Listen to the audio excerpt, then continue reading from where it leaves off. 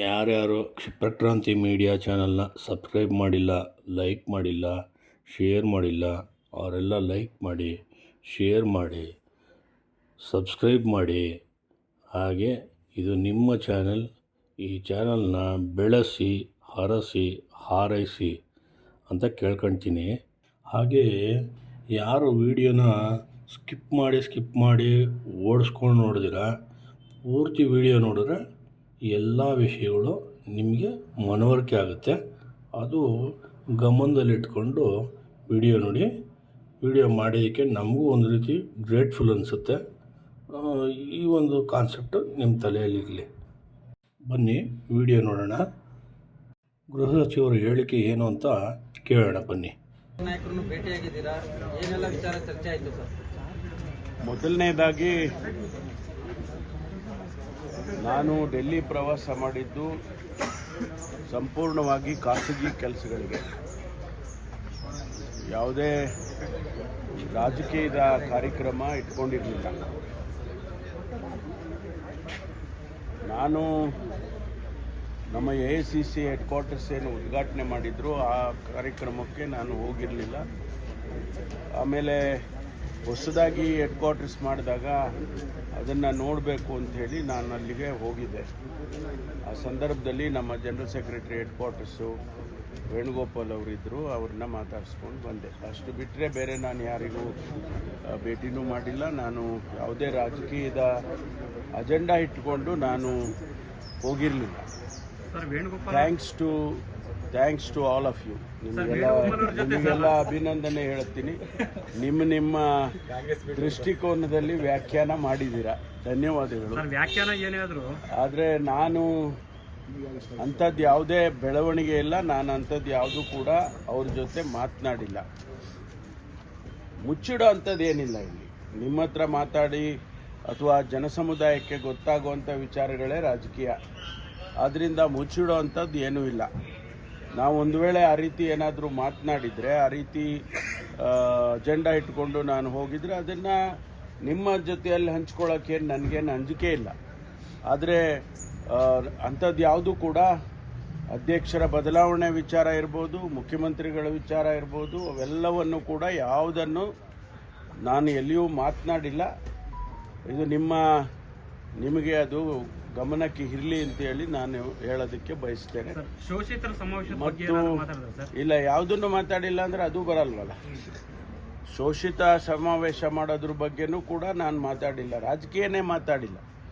ನಾನು ಕರ್ಟಸಿ ಕಾಲು ಅಲ್ಲಿ ಇದ್ದಾರೆ ಅಂತ ನಾನು ಹೋದಾಗ ಯಾರ್ಯಾರು ಜನರಲ್ ಸೆಕ್ರೆಟರಿಸ್ಗಳಿದ್ದಾರೆ, ಹೊಸದಾಗಿ ಕಚೇರಿ ಇದೆ, ಭಾಳ ಚೆನ್ನಾಗಿ ಮಾಡಿದ್ದಾರೆ, ಯಾರಿದ್ದಾರಪ್ಪ ಅಂತ ಕೇಳಿದಾಗ ಅವರು GSO ಇದ್ದಾರೆ ಅಂದರು. ಸ್ವಾಭಾವಿಕವಾಗಿ ನಾವು ಅವ್ರನ್ನ ಭೇಟಿ ಮಾಡಿ ಒಂದು 10-15 ಮಿನಿಟ್ಸ್ ಕೂತ್ಕೊಂಡು ಮಾತಾಡ್ಕೊಂಡು ಬಂದಿದೆ. ಆ ರೀತಿ ನನಗೆ ಅಜೆಂಡಾ ಇದ್ದರೆ ನಾನು ಸೋನಿಯಾ ಗಾಂಧೀಜಿಯವ್ರನ್ನ, ರಾಹುಲ್ ಗಾಂಧೀಜಿಯವ್ರನ್ನ, ಅಧ್ಯಕ್ಷರು ಖರ್ಗೆ ಅವ್ರನ್ನ ಎಲ್ಲರನ್ನೂ ಭೇಟಿ ಮಾಡ್ತಿದ್ದೆ. ಅಂಥ ಅಜೆಂಡಾ ನಾನು ಯಾವುದನ್ನು ಇಟ್ಕೊಂಡು ಹೋಗಿರಲಿಲ್ಲ.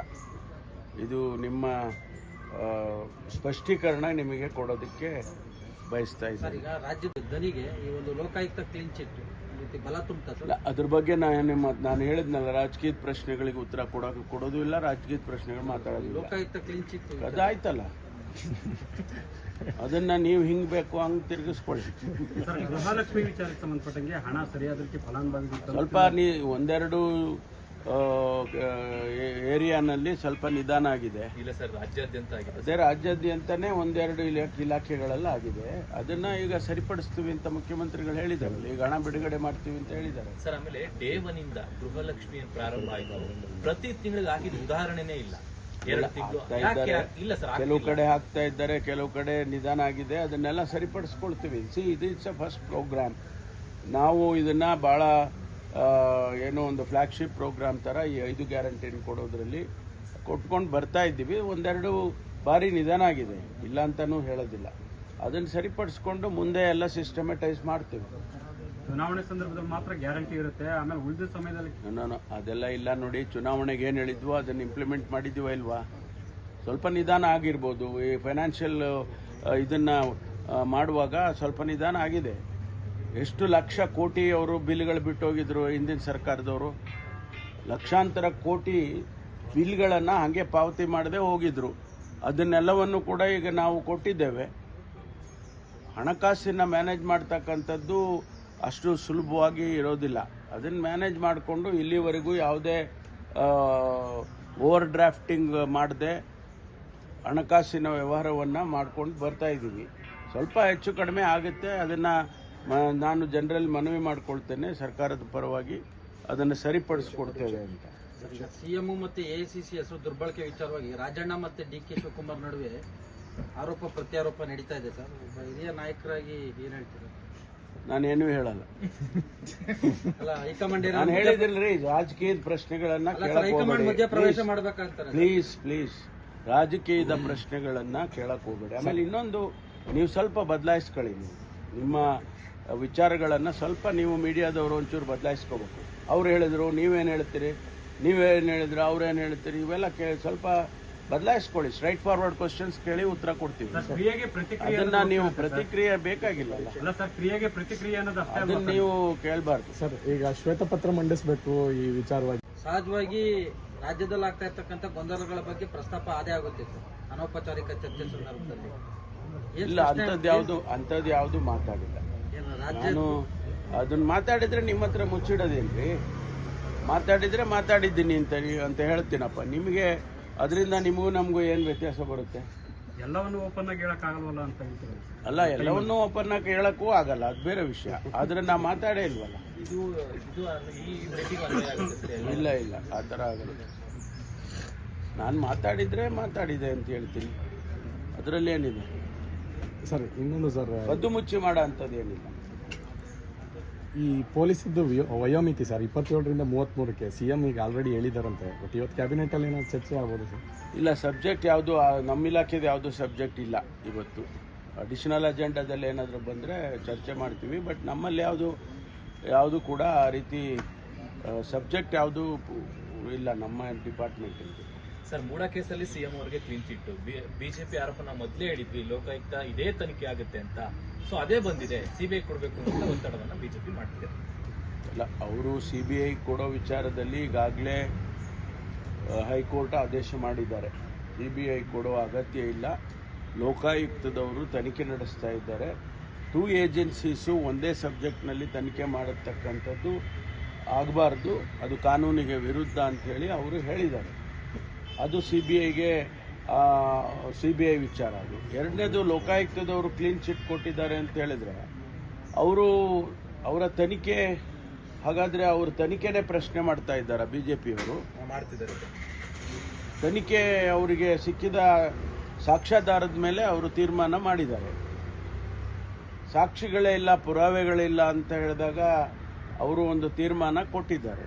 ಅದನ್ನು ಪ್ರಶ್ನೆ ಮಾಡೋದು ಎಷ್ಟು ಸರಿ ಅಂತ ಅವರೇ ಯೋಚನೆ. ಇವರಿಗೆ ಅನುಕೂಲ ಆದಾಗ ಎಲ್ಲವೂ ಸರಿ ಇರುತ್ತೆ, ಇವರಿಗೆ ವಿರುದ್ಧವಾಗಿ ವಿಚಾರಗಳು ಬಂದಾಗ ಸರಿ ಇರೋದಿಲ್ಲ. ಅದೆಂಥ ರಾಜಕೀಯ ಅದು ಅಂತ ನಂಗೆ ಗೊತ್ತಾಗಲ್ಲ. ಸರ್, ವಿಜೇಂದ್ರ ಅವರು ಸಿಬಿಐಗೆ ತನಿಖೆ ಕೊಡಬೇಕಂತ ಆಗ್ರಹ ಮಾಡಿದ್ರು. ನಾನು ಹೇಳಿದ್ನಲ್ಲ, ಈಗ ಹೈಕೋರ್ಟೇ ಬೇಡ ಅಂತ ಹೇಳುವಾಗ ಅವ್ರು ಮತ್ತೆ ಹೋಗಲಿ ಕೋರ್ಟಿಗೆ, ಕೋರ್ಟ್ ಮುಂದೆ ಹೋಗಿ ಮತ್ತೆ ಒತ್ತಾಯ ಮಾಡಲಿ ಸಿಬಿಐ ಕೊಡಿ ಅಂತೇಳಿ. ಈಗಾಗಲೇ ಕೋರ್ಟ್ ತೀರ್ಮಾನ ಮಾಡಿದೆ ಸಿಬಿಐ ಅಗತ್ಯ ಇಲ್ಲ ಅಂತೇಳಿ. ಮತ್ತು ಅದನ್ನೇ ಮಾತಾಡ್ತಾ ಇದ್ರೆ ಅದಕ್ಕೇನು ಅರ್ಥ ಇದೆ? ಸರ್, ಹೈಕೋರ್ಟ್ ಹೇಳ್ಬೇಕಾದ್ರೆ ಲೋಕಾಯುಕ್ತ ತನಿಖೆ ಹೇಳ್ಬೇಕಾದಾಗ ಹೌದು ಇಲ್ಲಿ ಲೋಪ ಆಗಿರುವಂತಹ ಅಂಶಗಳು ಮೇಲ್ನೋಟಕ್ಕೆ ಕಾಣಬರುತ್ತಿದೆ ಅಂತ ಜಡ್ಜ್ಮೆಂಟ್ ಅಲ್ಲಿ ಹೇಳಿತ್ತು. ಲೋಕಾಯುಕ್ತದವರು ಹೇಳ್ತಾರೆ ಸಾಕ್ಷಿನೇ ಇಲ್ಲ ಅನ್ನುವಂಥದ್ದು. ಅನುಮಾನ ಬರಲ್ಲ ಇದಕ್ಕೆ ಅನ್ನುವಂಥದ್ದು. ಮೇಲ್ನೋಟಕ್ಕೆ ಕಂಡು ಬರ್ತಾ ಇದೆ ಎಂದಾಗ ಅದನ್ನ ತನಿಖೆ ಮಾಡೋಕ್ಕೋಸ್ಕರ ತಾನೇ ಕೊಟ್ಟಿದ್ದವರು. ಲೋಕಾಯುಕ್ತದವರೇ ತನಿಖೆ ಮಾಡಬೇಕು ಅಂತ ಅವರು ಹೇಳಿದ್ದಲ್ವಾ? ಸೊ ತನಿಖೆ ಮಾಡಿದ್ದಾರೆ. ತನಿಖೆನಲ್ಲಿ ಇಲ್ಲಪ್ಪ ಮೇಲ್ನೋಟಕ್ಕೆ ನೀವು ಅನ್ಕೊಂಡಿದ್ರೆ ಅದಿಲ್ಲ ಅಂತ ಹೇಳಿದ್ದಾರೆ. ಸರ್ಕಾರದ ಅಂಡರ್ ಅಲ್ಲಿ ಇರುವಂತದ್ದು ಇನ್ನು ಏನನ್ನು ನಿರೀಕ್ಷೆ ಮಾಡಕ್ಕಾಗುತ್ತೆ ನೋಡಿ, it is an independent body. ಸರ್ಕಾರದಲ್ಲಿ ಹೆಂಗೆ ಅಂಡರ್ ಇರುತ್ತೆ? ಏನು ಡೇ ಟು ಡೇ ಅಡ್ಮಿನಿಸ್ಟ್ರೇಟಿವ್ ಇದರಲ್ಲಿ ಅಥವಾ ಅವರ ಕೆಲಸ ಕಾರ್ಯಗಳಲ್ಲಿ ಸರ್ಕಾರ ಏನಾದರೂ ಕೂಡ ಡೈರೆಕ್ಷನ್ ಕೊಡುತ್ತಾ? ಅಥವಾ ಸರ್ಕಾರ ಈ ರೀತಿ ಮಾಡಿ ಆ ರೀತಿ ಮಾಡಿ ಅಂತ ಹೇಳೋಕ್ಕಾಗುತ್ತಾ? It's an independent body. Lokayukta is an independent body. CM 5 ವರ್ಷ ಪೂರೈಸಬೇಕು, ಸಿಎಂ ಮುಂದುವರಿಬೇಕು ಅನ್ನೋ ಪರಿಸ್ಥಿತಿ ಏನಿದೆ? ಮಾಡೋಣ, ಸಂದರ್ಭ ಬಂದರೆ ಮಾಡ್ತೀವಿ. ಮಾನ್ಯ ಮುಖ್ಯಮಂತ್ರಿಗಳು ಈಗಾಗಲೇ ಬಡ್ಜೆಟ್ ಡಿಸ್ಕಷನ್ಸ್ ನಡೆಸ್ತಾ ಇದ್ದಾರೆ. ಇನ್ನೇನು ಅಂತಿಮ ಆಗ್ತದೆ. 7ನೇ ತಾರೀಕು ಬಡ್ಜೆಟನ್ನು ರಾಜ್ಯಕ್ಕೆ ಬಡ್ಜೆಟ್ 16ನೇ ಬಡ್ಜೆಟ್ ಅನ್ನು ಮಂಡಿಸ್ತಾ ಇದ್ದಾರೆ ಅವರು. ಆ ಸಂದರ್ಭದಲ್ಲಿ ನಮಗೆ ಯಾವ ರೀತಿ ರಾಜ್ಯಕ್ಕೆ ಕೊಡ್ತಾರೆ ಅನ್ನೋದನ್ನು ನಾನು ಕಾದು ನೋಡೋಣ. ನಾವು ಈಗ ಹಳೆ ಬಿಲ್ಗಳು ಕೊಟ್ಟು ಗ್ಯಾರಂಟಿಗಳನ್ನು ಕೊಟ್ಟು ಡೆವಲಪ್ಮೆಂಟನ್ನು ಮಾಡಿಕೊಂಡು ಬರ್ತಾ ಇದ್ದೇವೆ. ನಿಜ ಈ ಫೈನಾನ್ಷಿಯಲ್ ಇರೆಗ್ಯುಲಾರಿಟೀಸ್ ಅಲ್ಲಿ ಇರುವಾಗ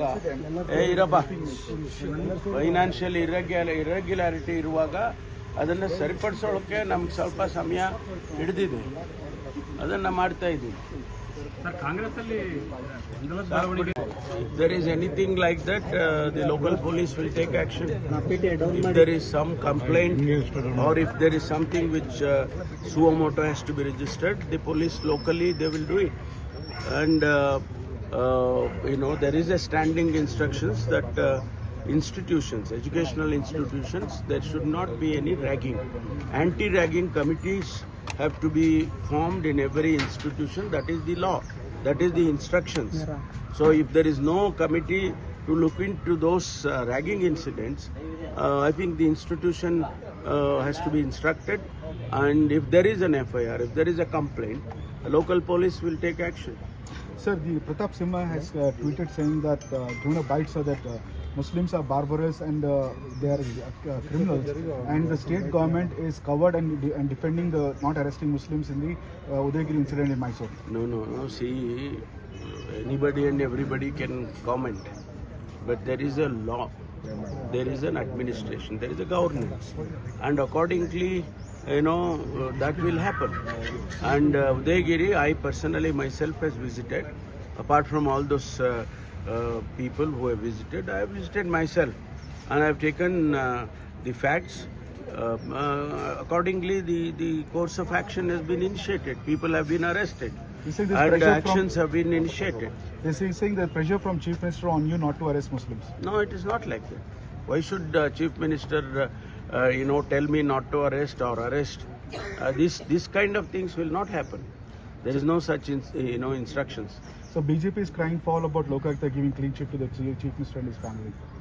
See, when they want, if they get a judgment or reports in their favor, whatever they feel, then they'll appreciate Lokayuktha. It's always the case, we have seen. And Lokayuktha definitely have done their job, because of whatever reasons, maybe lack of evidences or maybe, there are no findings. I don't know exactly. I have not seen the report or judgment. But, definitely they have taken, according to the law. So you just returned from Delhi meeting KC Venugopal. Speculations are you demanded that someone from the SC, ST or OBC community should become the party president post? Absolutely no discussions. I have gone to Delhi on my own personal work, and I happened to go to the headquarters because it is a new building, and I met KC. KC is a general secretary organization, so I just met him for a brief period. There was no discussion about state affairs, and unnecessarily, of course, you friends are very good friends for me. You have highlighted so many things, speculated so many things, but all that is not true. Thank you. Today's cabinet